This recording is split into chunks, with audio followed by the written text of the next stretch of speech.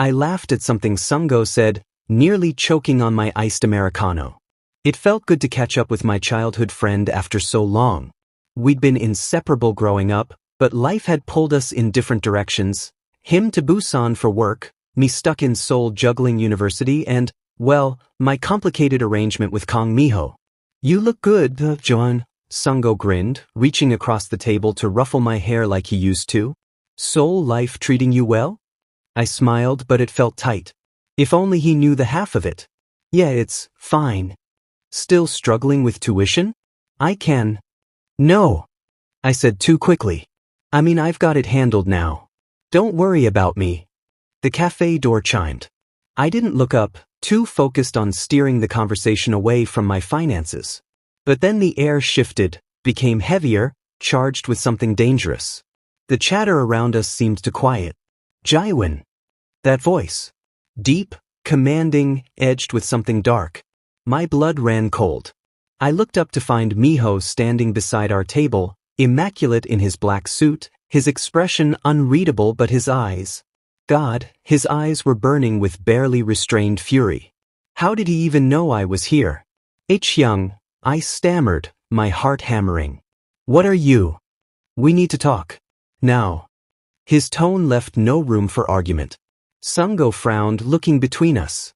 Excuse me, but we're in the middle of...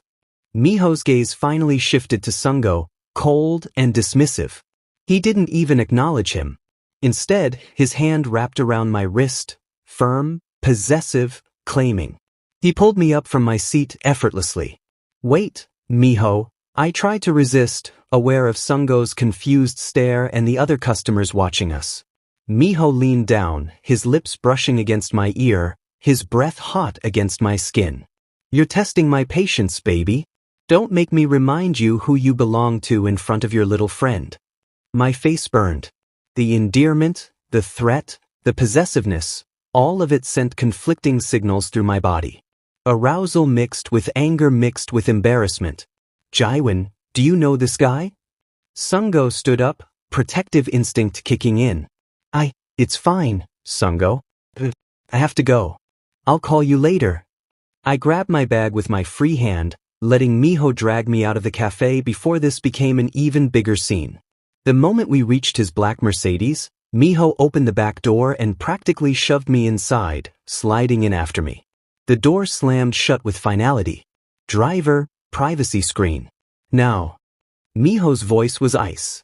The divider rose silently, sealing us in our own private hell. What the fuck was that? I finally found my voice, anger overriding my nervousness. You can't just... Who was he? Minho cut me off, his body turning toward mine, trapping me against the leather seat. A friend. My childhood friend Sungo. He's visiting from Busan. A friend. Minho's laugh was bitter. You looked very comfortable with him. Laughing. Letting him touch your hair. He's like a brother to me. I don't care if he's your fucking priest. Minho's hand shot out, gripping my chin, forcing me to meet his intense gaze. Did you forget our arrangement? You don't see other men without telling me first. That's not, you're being ridiculous. I can have friends. Friends. His thumb brushed over my bottom lip, and despite my anger, my breath hitched. Is that what you call it? Did you forget who pays for your university? Your apartment? Everything you have? The word stung. Is that what this is about? Money? Fine. I tried to push his hand away. Keep your money. Don't. His voice dropped to a dangerous whisper. Don't finish that sentence. His eyes searched mine and I saw it then, not just anger, but something raw. Jealousy. Possession. Maybe even fear? This body is mine, Jiwon, he said, his hand sliding from my chin down my neck, leaving a trail of heat. These lips are mine. His thumb pressed against my mouth. Say it. I should have been furious. I should have slapped him and demanded to be let out. But my body betrayed me, responding to his touch like it always did. Minho. Say it. Each word punctuated by his hand moving lower, sliding under my shirt, palm hot against my stomach. I gasped as his fingers found my nipple, circling it through the fabric. Stop. That's not what your body is saying. His lips crashed against mine, rough and demanding, swallowing my protests. I tried to resist, keeping my lips closed, but he bit down on my lower lip just hard enough to make me gasp, and his tongue invaded my mouth, claiming me completely. My hands, which had been pushing against his chest, somehow ended up fisting his expensive shirt, pulling him closer. I hated how easily I melted for him. Hated how right this felt despite everything. Miho's kiss was punishing, possessive, and achingly familiar. His hand roamed under my shirt, mapping territory he knew by heart. When we finally broke apart, we were both breathing hard. I don't share, Jiwon. Ever. His forehead pressed against mine, his hands still possessively gripping my waist. You're mine. Only mine. You don't own me, I whispered, but even I could hear how weak it sounded. His laugh was dark, almost sad. Don't I? The car started moving, heading toward his penthouse. I knew what awaited me there, punishment and pleasure, anger and passion, the toxic mix that defined whatever this thing between us was. I stared out the window, Miho's hands still warm on my skin, and wondered for the 1000th time how I'd ended up here. How a simple arrangement for tuition money had become this complicated, consuming thing. And why, despite everything, I didn't want to escape it. The penthouse was silent except for our footsteps echoing on the marble floor. Miho walked ahead of me, his shoulders tense, still radiating that cold fury that made my stomach twist with anxiety and something else I didn't want to name. He poured himself a whiskey at the bar, not offering me anything. The ice clinked against the glass, the only sound in the oppressive quiet. I stood there awkwardly, unsure whether to speak or wait for him to explode. Miho, can we just talk about bedroom? No. He didn't even look at me. My heart jumped into my throat. What? He turned then, and the look in his eyes made my knees weak. Hungry. Dangerous. I said bedroom. Don't make me repeat myself, Jiwon. I wanted to argue, to stand my ground, but my feet were already moving toward his bedroom like they had a mind of their own. This was the dance we did. Him commanding, me obeying even when I hated myself for it. The bedroom was exactly as I remembered. Massive bed with black silk sheets, floor-to-ceiling windows overlooking Seoul's glittering skyline, and that damn full-length mirror that I both loved and feared. Miho entered behind me, closing the door with a soft click that sounded like a death sentence. He loosened his tie slowly, deliberately, his eyes never leaving mine. Strip. Miho, please, can we just? Now, Jiwon. His voice dropped an octave. Or I'll do it for you, and I won't be gentle. My hands trembled as I pulled off my sweater, then my shirt. The cool air hit my skin, raising goosebumps. Or maybe that was just his predatory gaze tracking every movement. I hesitated at my jeans. Everything. He circled me slowly, like a wolf stalking prey. I want to see all of what's mine. Shame and arousal warred inside me as I stripped completely, standing naked and vulnerable before him while he remained fully clothed. The power imbalance was intentional, another way he dominated me. Beautiful, he murmured, stopping in front of me. His finger traced my collarbone, down my chest, making me shiver. Did you let him see you like this? Did you think about him while sitting in that cafe, smiling and laughing? No. God, Miho, I told you. His hand wrapped around my throat, not squeezing, just holding, claiming. You thought you could make me jealous? Worked, baby. But now you'll face the consequences. He pushed me backward onto the bed, and I bounced slightly on the silk sheets. My pulse raced as he removed his tie completely, the expensive fabric sliding through his fingers. Hands. Above your head. I obeyed, and he bound my wrists with his tie to the headboard, not tight enough to hurt, but enough that I couldn't escape. I was completely at his mercy. Miho shrugged off his jacket, rolled up his sleeves, and climbed onto the bed, straddling my hips. The weight of him, the heat radiating from his body, made me dizzy with want. I'm going to mark every inch of you, he said, his voice a dark promise. So you remember who owns you. His mouth descended on my neck, sucking and biting hard enough to leave bruises. I gasped, arching into him. He worked his way down methodically, collarbone, chest, stopping to torture my nipples with his teeth and tongue until I was squirming beneath him. Miho, please. Please what? He looked up at me, his lips swollen and wet. Use your words, baby. I couldn't finish, too overwhelmed by sensation. His hand slid lower, wrapping around me, and I nearly came undone right there. But just as quickly, he pulled away, leaving me aching and desperate. Not yet, he said with a wicked smile. Not until you beg properly. You're cruel, I gasped. No, I'm reminding you who you belong to. His mouth continued its torturous journey south, kissing and biting my hip bones, my inner thighs, everywhere except where I needed him most. Time became meaningless. He brought me to the edge over and over, with his hands, his mouth, his wicked tongue, only to pull back at the last second. I was a writhing, begging mess, my wrists straining against the silk tie. Say my name, he commanded, his breath hot against my skin. Tell me who you belong to. You. I cried out, beyond pride or shame. Miho, please, I'm yours. Only yours. That's right, baby. Only me. Finally, he gave me what I needed, his mouth and hands working in perfect synchronization, and I shattered completely, his name torn from my throat like a prayer. The intensity of it left me trembling and gasping.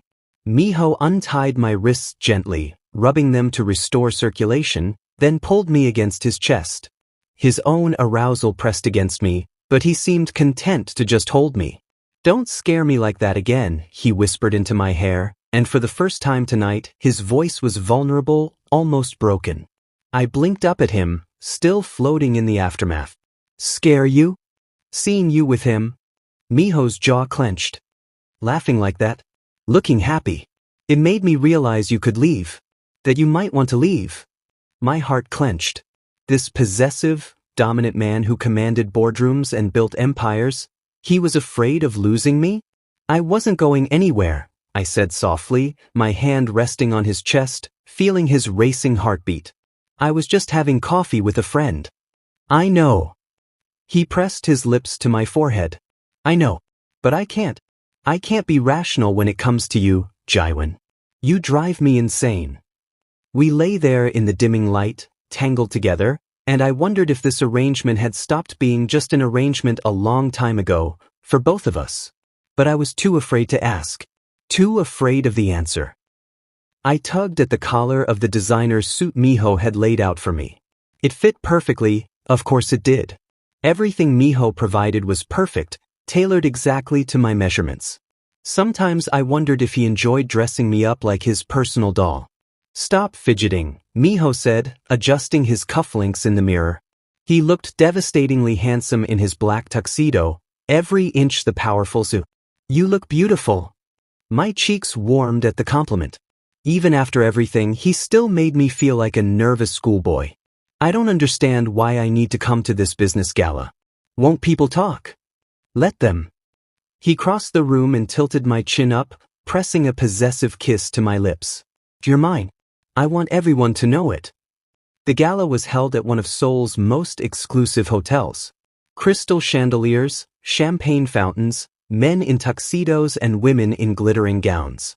I felt completely out of place despite my expensive suit. Miho kept me close, his hand constantly at the small of my back, marking his territory. Business associates approached us, their eyes flickering between Miho and me with thinly veiled curiosity, but no one dared ask questions. Kang Minho, a smooth voice called out. Still monopolizing all the beautiful things in Seoul, I see. I turned to see a man approaching, tall, handsome, with an easy smile that somehow felt dangerous. He was younger than Miho, maybe late 20s, with styled hair and an expensive watch that probably cost more than my entire wardrobe. Miho's hand tightened possessively on my waist. Lee Dong-hyun. I'm surprised they let you in. No, let's be civil. Dong-hyun's eyes slid to me, and his smile widened. You must be Jiwon. I've heard interesting things about you. This is a private conversation, Miho said coldly. Is it? Dong-hyun ignored him completely, extending his hand to me. Lee Dong-hyun. I'm in acquisitions, though I suppose Minho would call me his rival. I hesitated, feeling Minho's warning grip, but it would be rude not to shake his hand. Park Jiwon. Beautiful name for a beautiful boy.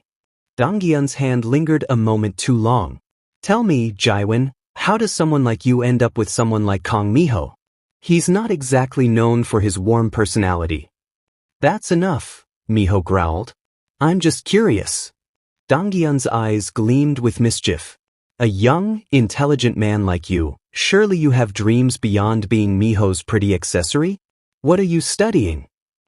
Literature and creative writing, I answered, uncomfortable but not wanting to cause a scene. Fascinating.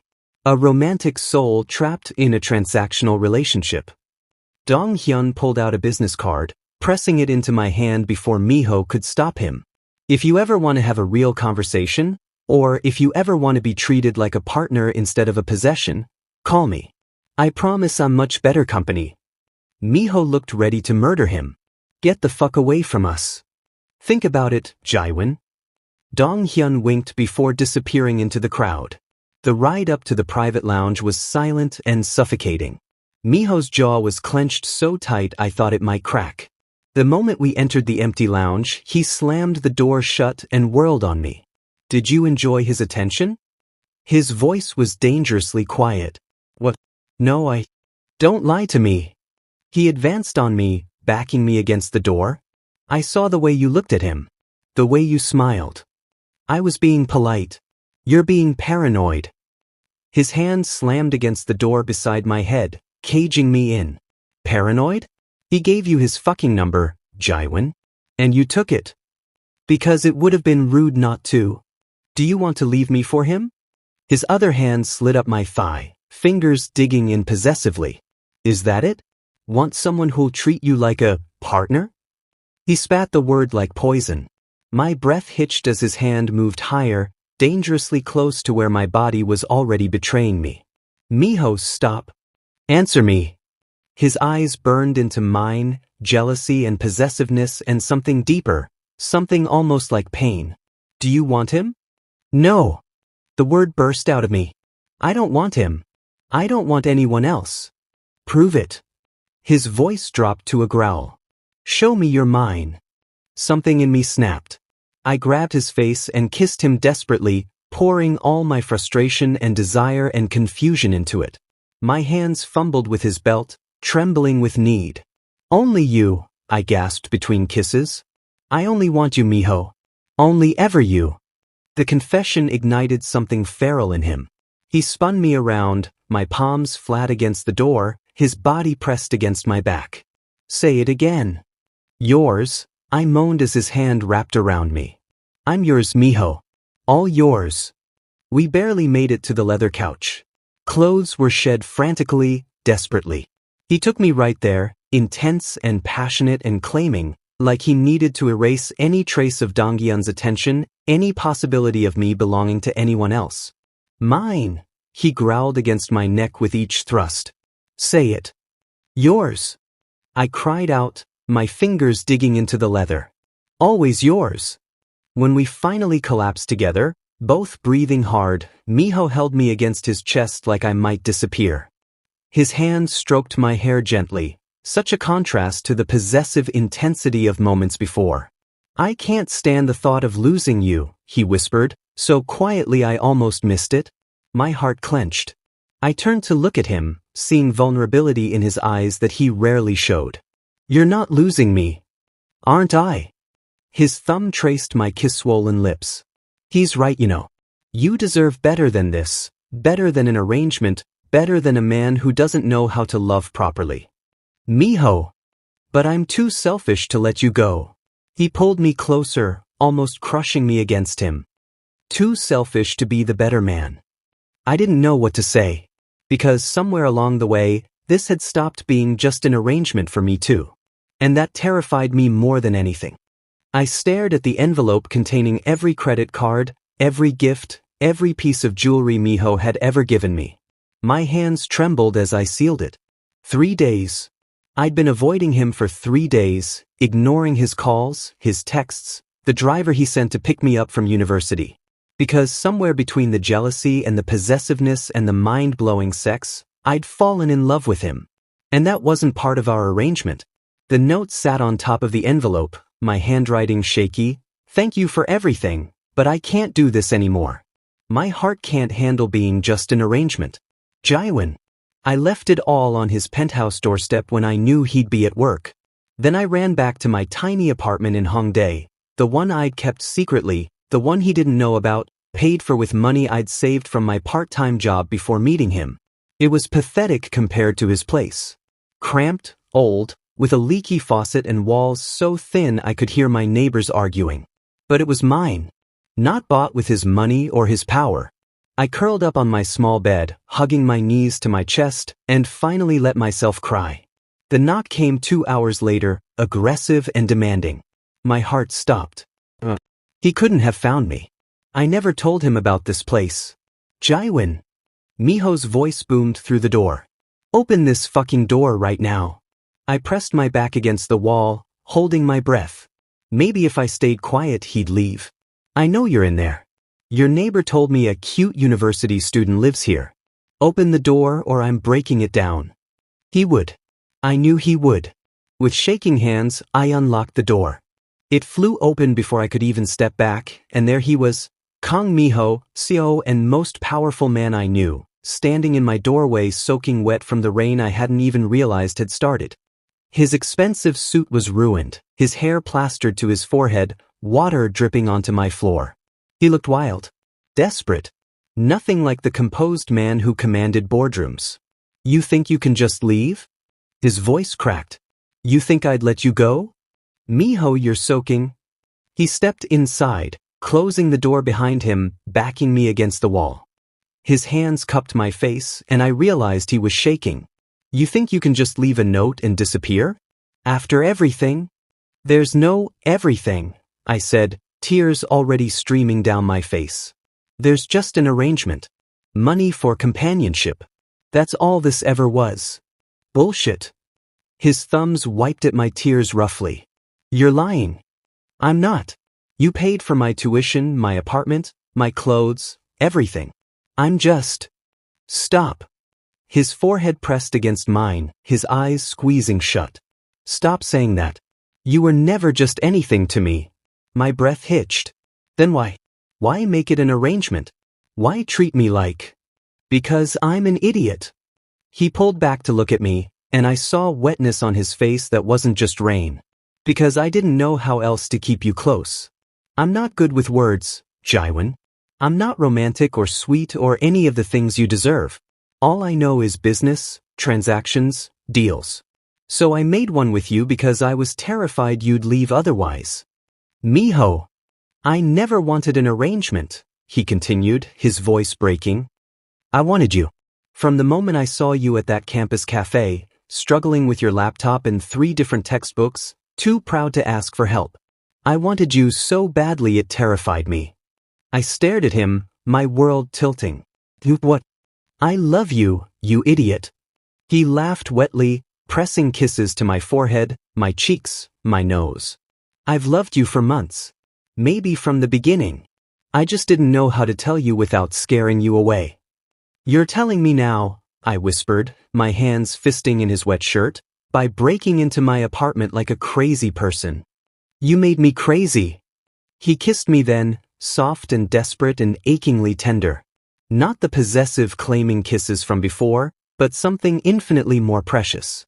You drive me absolutely insane, Park Jiwon. I kissed him back, pouring every unspoken feeling into it. I love you too, I breathed against his lips. I love you so much it scares me. Don't be scared. He picked me up effortlessly, I wrapped my legs around his waist instinctively, and carried me to my small bed. Don't ever be scared of this. Of us. We stripped each other slowly this time, between kisses and whispered confessions. His wet clothes hit the floor with heavy thuds. My cheap pajamas joined them. And then it was just us, skin to skin, heart to heart.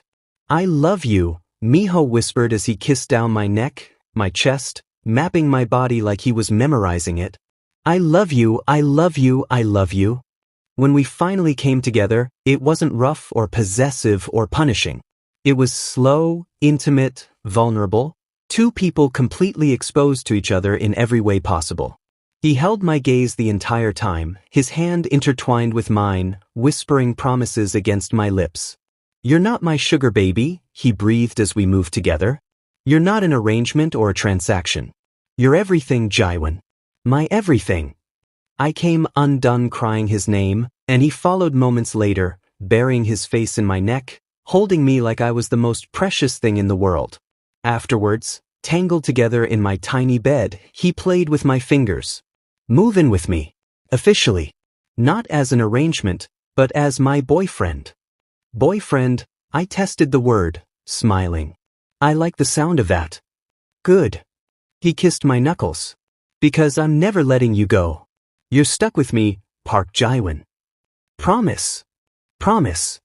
3 months later.